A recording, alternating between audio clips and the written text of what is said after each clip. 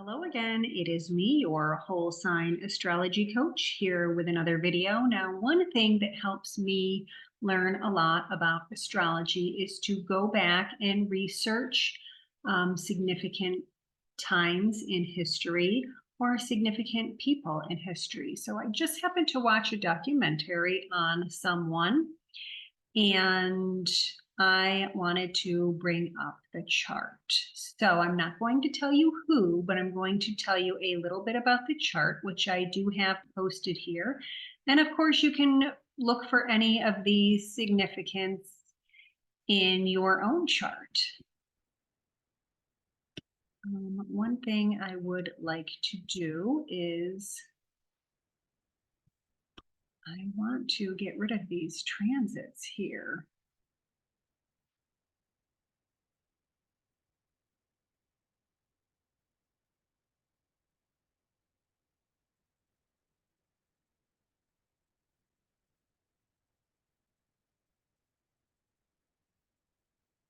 All right.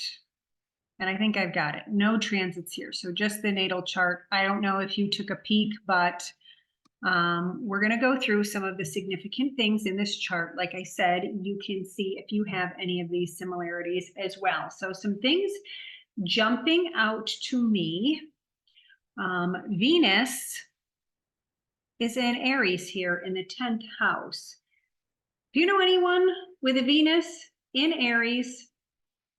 Don't date them. All right. That's my advice for you, because these people are impishly immoral. They might be those Peter Pan people, never seem to grow up. They are shameless in how they pursue the object of their desire. They are often very popular with the opposite sex. They marry quickly, they fall in love fast, but it typically doesn't last. So that's why I say, if you know anyone with a Venus in Aries, might make a good friend. Do not date them. Do not get sucked into that. And if you have a Venus in Aries, I'm sorry. Good luck. Venus is also in the 10th house, and this can boost your career or your status. So often you might fall in love or marry someone, and that can give you a boost to your career or status. So again, that's Venus in your 10th house. Doesn't matter if it's Aries or not. We also have Mars in Capricorn. All right, where's Mars? Mars is over here, Capricorn in the 7th house. So if you have Mars in Capricorn, you typically get what you want. You are doers, you make things happen. Now here it's in the 7th house. That can signify trouble in marriage or business, but Mars in the 7th house can also indicate that you are very competitive. You have a talent for work. So whatever it is that you decide to do for work, most likely you will get high accolades for your work. All right, and then we have the node that conjuncts Mars. All right, and that means you can fight with passion, you have vigor and determination. And then we're going to talk a little bit about Jupiter. You know, Jupiter is my favorite here. So Jupiter has this contra-parallel, I call, to Neptune. Anyone with this in your chart, you could be a restless wanderer. And again, this does not go well with that Venus in Aries. You just never feel settled. You're constantly moving, always looking for something better, always looking for a solution. These people tend to push higher universal laws, like you know that there's more out there and you just kind of seek it and you're constantly looking for it, which can again lead to that restlessness. We have Uranus over here in the 3rd house, just at the start of the 3rd house there. And that also indicates instability with relationships. These people are spontaneous thinkers. It's often hard to keep up with their way of thought. They are modern and progressive thinkers. They like to go on trips and journeys. Again, goes back to that wanderer. So many things in this chart signify Peter Pan, womanizer, traveler. I bet you're wondering who this might be. Let's keep going. We have Pluto in the 11th house up here. Pluto in the 11th house can signify dynamic, successful leaders. You could have powerful and influential friends as well. Now let's talk about some of these transits. So we have Pluto sextiling the sun. No. Yeah, that's not a square.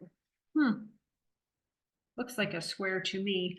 But that can signify work or people that can bring about reform. They have a drive and enthusiasm. We have the sun sextiling Mars right here. And that can lead to boldness and a confidence. We have Venus trining the moon. Venus trining the moon. That is right here. These people tend to fall hard and fast in relationships with women, but does lead them to some social success. And then we have this Jupiter squaring Pluto here.